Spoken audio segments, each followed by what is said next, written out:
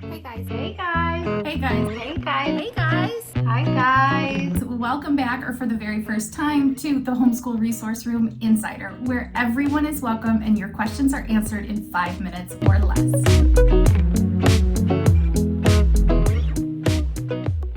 It's Ashley, and this is episode 14, brought to you by Ready, Set, Homeschool.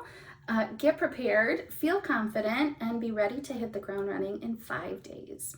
This question is from an anonymous reader or listener or watcher maybe, and she asks, I'm not sure if we're going to be able to homeschool because my child has special needs and needs multiple therapies.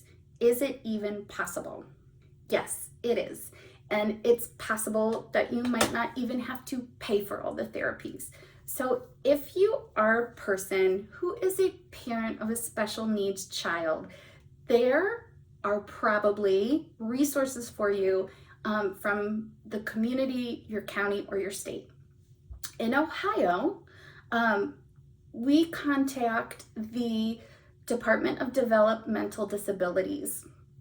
And we can also get information through our doctor's office for about like the kinds of things that are available for kids with autism.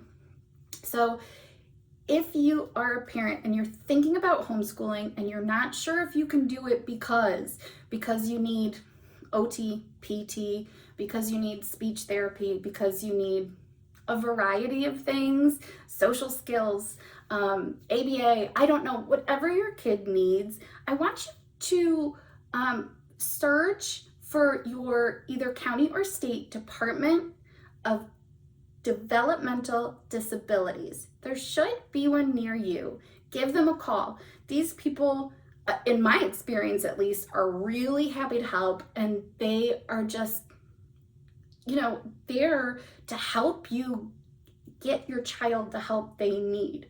Now, in Ohio, we have to totally disconnect from the public school system to receive any kind of help. That might be the case in your state, or it might be a case of, taking your child to the local school district to receive the kind of therapies and things that they need through wherever you are in your county or your school district.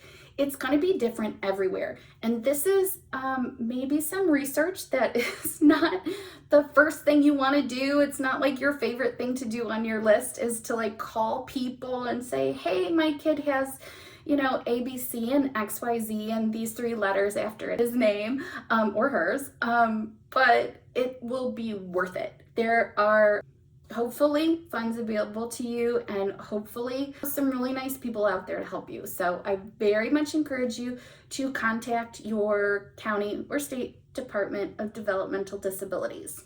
That's the first place to go.